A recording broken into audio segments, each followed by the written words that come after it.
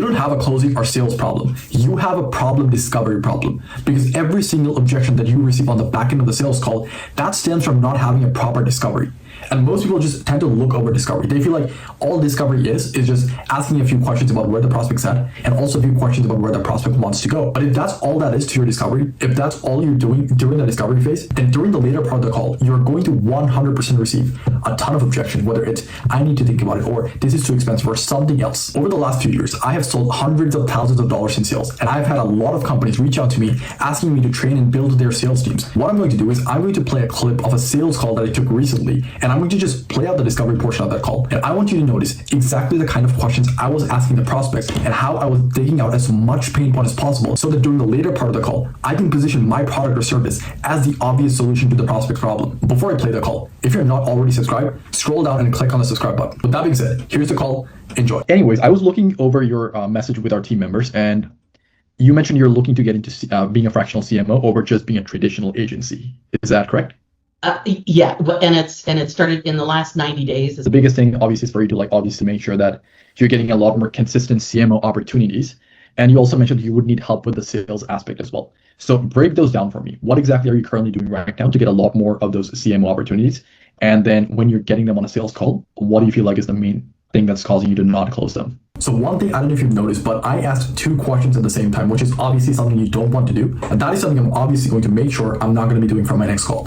But the first thing I'm trying to do here is find out what exactly is the goal of the prospect. The prospect told me that she wants to get a lot more CMO opportunities. So I obviously wanted to find out what exactly she's doing right now to get a lot more of the CMO opportunities. And the reason I asked this question is because I want the prospect to tell me exactly what she is doing, so that I can tie whatever she's doing as to why she's not getting results. Because it is absolutely crucial that during your discovery, you make the prospect understand that the reason they have not been able to get the results that they want is because of the things that they're currently doing. And whatever they're doing right now, if they keep doing that for the foreseeable future, they're not going to get to their goal. So they have to do something different. And that something different is our product or service. So we want to, first of all, find out what they have been doing to get to their goal, which in this case, what the prospect has been doing to get a lot more CMO opportunities. Once we find that out, then we're going to be able to get the prospect to come to the conclusion that whatever they're doing is not working. And that is exactly why they're not getting the results that they want. So again, the biggest thing to me is having it repeatable so I don't get burned out. And I would say the last 90 days, but in the last 60 days is when all of this started coming aboard. And then the attorney that I mentioned to you, I can't get more attorney clients because I have a non-compete in a 30-mile radius. And but this guy, people are noticing, and now people are asking, hey, who else, who's on your team, who's in your marketing? And he's told a few people. He's not endorsed me. He's just told a few people, and the people know me in this area. So my challenge is I'd like to do this with more attorneys. Okay. If there was one thing, once I start getting out of my 30-mile radius, I'm, as everyone else, an unknown. The cash flow isn't quite here. So that's where I'm trying to put everything in line and say, okay, I have to stay on this path. Are you going to be going outside of the 30-mile radius, or is that where you tend to just stick for the time being? For CMO work, I want to go outside the 30-mile radius. Okay. What I can tell from everything you've told me so far is that you have a pretty solid offer.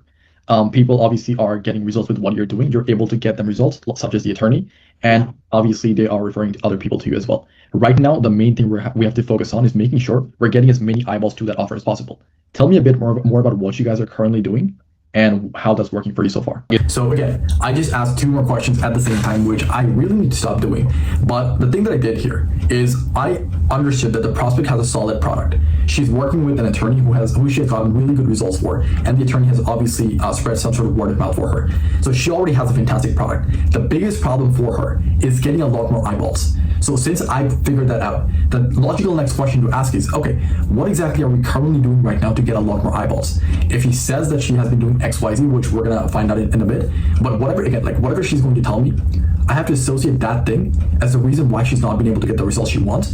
And if she wants to get the results, if she wants to get to her goal, she needs to do something different, which is our product or service. If she tells me that she hasn't done anything before, then all I have to do is find out why. Why have we not done it? Is it because we don't know how to do it? Is it because we're overwhelmed and confused and we don't exactly know where to start? Whatever they tell us, we can use that and leverage that to position our product or service as the solution to their problem. It's total word of mouth and local market, and I've started advertising just I'm happy to say I have a good reputation in our area. Said I got my own shingle.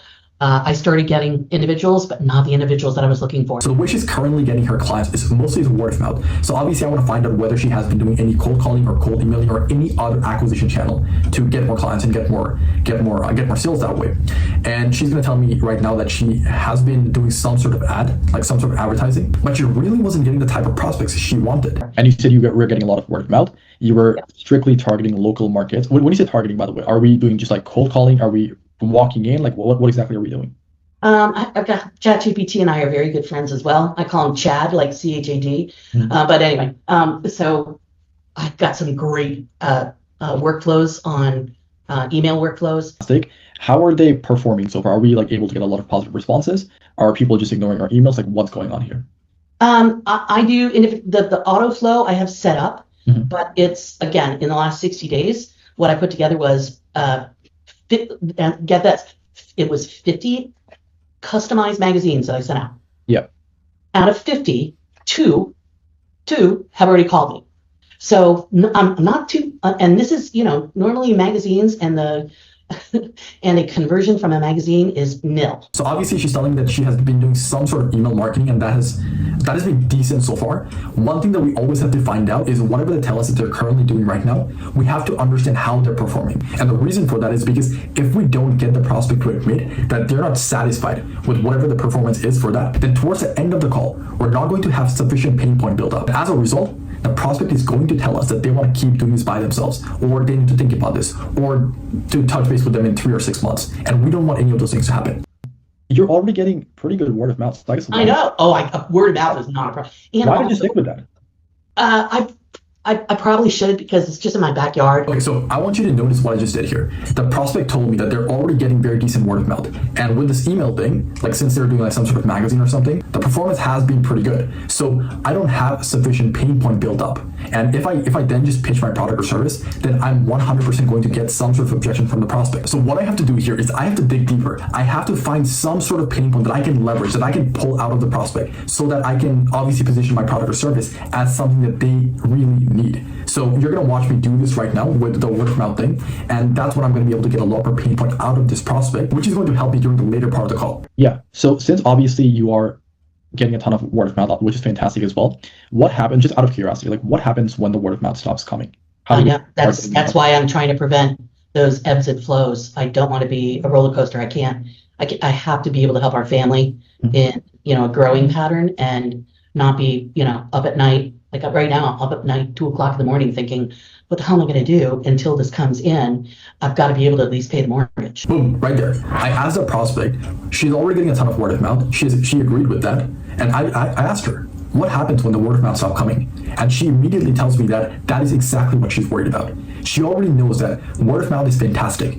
But once that stops coming, so does her business. So does getting more clients. So she needs to find a solution as soon as possible, which is why she was on this call in the first place, because she wanted to find another acquisition channel to get a lot more clients, so that she doesn't have to rely purely on word of mouth. Also right there, she just told me that she worries about her family. She wants to be able to provide for her family, and she stays up at night till like 2 a.m. or something, because she's racking her brain trying to figure out how she can have another acquisition channel, so that she doesn't solely have to rely on word of mouth to get more clients. This is really good pain point I can have leverage with. And this is where a lot of closers go wrong. They find a lot of surface level pain point and they just stick with it. For example, with this prospect, she told me that she has a fantastic product, but she's really not being able to get a lot more eyeballs. What a lot of closers would do at this point is just be happy with that pain point. They would be happy with this, and they would go on to the next question, and they would go on to the next part of the sales call without digging deep and finding a lot more pain points. Because I did that, because I dug a lot deeper and found a lot more pain points, the prospect just told me that she wants to find another acquisition channel because she's worried sick about her family. She wants to be able to provide for her family, and she's staying up till 2 a.m. at night trying to find out how she can have another acquisition channel, so that she doesn't only have to rely on word of mouth. You guys are doing some sort of email and obviously some sort of cold calling as well. Why not just keep doing that? I think that's probably quite a logical question. And then if I get to the point where it's like, I need a new person, I need someone else on front, then it's, where are we going next? I could probably have another 10 clients, and at that point, I'm maxed. Without expanding. So right here, I asked the prospect, why not just keep doing what you're already doing? And the reason I did that is because I want the prospect to give up control, and I want the prospect to admit defeat, that whatever they're currently doing right now is not enough. It's not working. And the reason I do that is because I'm trying to pre-handle that I can do this by myself objection that I might receive during the end of the call. And when I ask this question, when I ask the prospect, why not just keep doing what you're doing? The prospect is obviously going to tell me that they're not happy with the performance, or they're not happy with how the business is running, or some variation of that answer. But whatever they say, they're admitting defeat that they can't do this by themselves, which perfectly positions our product or service as the thing that the prospect needs. Okay. And what's your strategy to make sure that you're going to be able to expand and also start getting more clients outside your area? That I don't have. One of my favorite questions to ask during the discovery is to ask the prospect what their strategy is to get to whatever goals they're trying to get to. So with this prospect, she's trying to have a lot more clients. She's trying to have a lot more CMO opportunities. I asked this prospect, what's your strategy to get a lot more clients and get a lot more CMO opportunities? And the prospect obviously told me that she doesn't have any strategy. If you're speaking to a prospect from whom you're not being able to leverage a lot of pain point, just ask them this question. Ask them what their strategy is to get to whatever goal they're trying to get to. That makes sense. So if we were to help you out, like obviously I want to make sure that I'm confident that we can help you. I want to make sure that you feel confident as well that we can help you out. So just to understand what exactly you're looking for, what needs to happen if we work together for you to feel like, you know what, this was a successful partnership? Like what kind of support would you be looking for? What exactly would you need help with? All that good stuff. Okay, so with this last question, what I'm trying to do is I'm trying to find the prospect's buying criteria. And this is super important to understand, because if you don't know what the prospect's buying criteria is, it doesn't matter if you have the best product or the best service, you are never going to close. Imagine this, a prospect wants to get to $30,000 per month, but they want to get to that point without any cold calling. They want a lot of one-to-one support instead of group support, and they want everything that's done for you instead of done with you or do it yourself. That is their buying criteria. They don't want any cold calling, they want one-to-one support, and they also want it done for you. So if you have a product or service that helps them get to $30,000 per month, but your product or service has a lot of cold calling, a lot of do-it-yourself, a lot of group coaching involved, then even though you're getting the prospect to their destination, which is $30,000 per month, they're never going to buy from you because you haven't met their buying criteria. Same thing with the fitness example. If a prospect wants to, let's say, get jacked, but they only believe that to become jacked, they need to take supplements. If that is their buying criteria, then if you're selling them a workout plan, if you're selling them a fitness plan, even though that's going to get them the results, even though that's going to get them jacked, they're not going to buy from you because their buying criteria is supplements. So if you're selling them steroids, they're not going to buy from you because, again, their buying criteria is supplements. Even though all three of those things are getting them to their destination, if they're not getting to their destination using their buying criteria, they're not going to buy from you. This is exactly what I was trying to find out from this prospect during the end of the discovery, which is their buying criteria. And the question that I always ask to find the buying criteria is something like this. Mr. Prospect or Mrs. Prospect, I am fully confident that we can help you solve your problem, but I want you to feel confident as well that we can help you solve your problem. So with that being said, if we were to partner up together, what kind of help or support would you need for you to get to your goal of $20,000 or $30,000 per month? Whatever the prospect tells you, that is their buying criteria. And you use that during your offer or your presentation. When you're presenting your offer, you show the prospect that you help them solve their problem using their buying criteria. So that is how I conduct my discovery process during my sales calls. I don't follow a script. I don't memorize a bunch of questions to ask the prospect because that just makes me sound robotic. I want to have a simple conversation in terms of what the prospect needs help with, what they're struggling with, what their pain points are, and what their goals are. Because once I know these things and I also find the prospect's buying criteria, that is all I will need to position my product or service as a solution to their problem and get the sale. So save this video, like, subscribe, comment, do all of those stuff, and use whatever I talked about on this video on your next sales call and close the deal. I will be making a lot of these videos where I break down my sales calls and also talk a lot more about sales, discovery, closing more deals, and everything when it comes to sales in the following weeks. So if you're not subscribed already, scroll down and click on the subscribe button.